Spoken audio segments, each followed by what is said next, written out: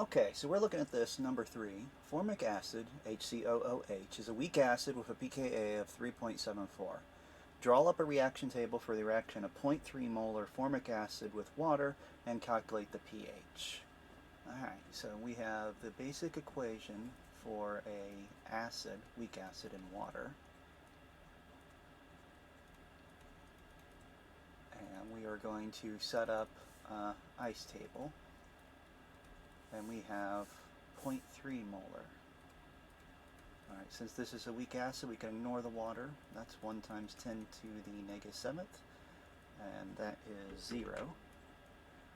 And because there's none of that, we're expecting both products to go up and the reactant to drop.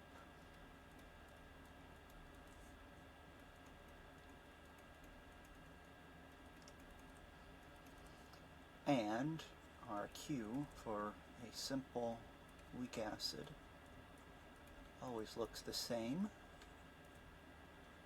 And we are going to plug some stuff in. So at equilibrium, the Ka is 10 to the negative 3.74.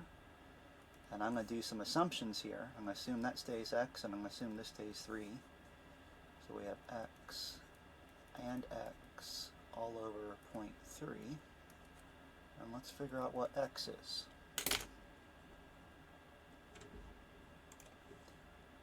So I have 10 to the negative 3.74. Multiply that by 0.3 and then get the square root of this. Get an x of 0.00739.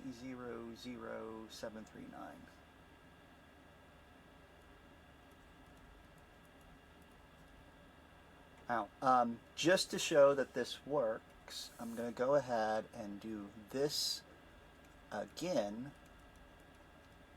but I'm going to leave everything intact. And x, and then on the bottom is 0.3 minus x. So no assumptions. So I do need that graphing calculator to solve this. And I have 1 times 10 to the negative 7th plus x times x times 0.3 minus x inverted, and then I'll subtract 10 to the negative 3.74 and get a graph of this real quick. And I'm going to look for a 0 that's somewhere between, or an x that's somewhere between 0 and 0.3. So calculate a 0 that's between 0 and 0.3. Starting to guess around 0.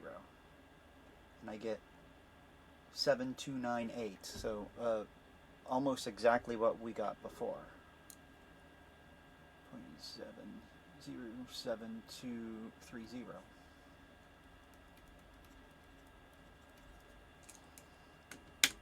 That's what it would have rounded to. Now, neither one of those is actually the answer. The answer is we want the pH. So I need to take the negative log of that value. Now, if I'm using the value in blue, I technically need to add the 1 times 10 to the negative 7th to that, but that's way out here, so it's not going to make a difference on the answer. So I am, in both cases, just going to take the log of the answer that I had there, or the log of 0.0730, which is going to be roughly the same thing. Oh, I didn't put enough zeros in there. So it's 2.136. But in both cases, we end up with a pH of 2.14.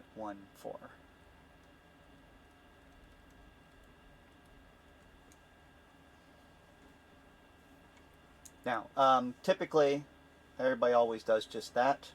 It's much quicker, and it's accurate enough. About the only time it's ever going to make a difference on doing it the more proper way or the more accurate way is if we have a really high concentration and we somehow have a Ka that's much more accurate than that value is, because that is just two significant figures really. So it's not a super accurate Ka. So we don't get any benefit from doing the long way or with the graphing calculator way.